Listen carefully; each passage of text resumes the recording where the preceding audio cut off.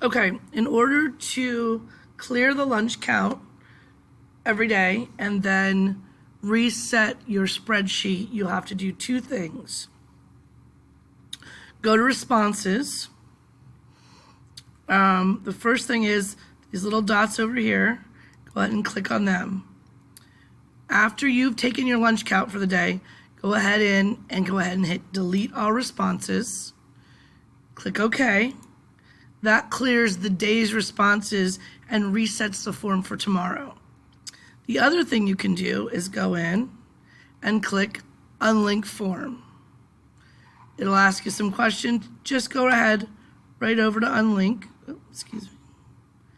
and click that. This resets the spreadsheet. So then the next day when you go in and you click the spreadsheet, you're going to get this prompt. You want to make sure you go for the default, which is create a new spreadsheet, and then hit create. And as you can see, it deleted all of the previous responses. If you do those two things after you do your lunch count and then open up a new spreadsheet, you won't see any duplicates or any old information.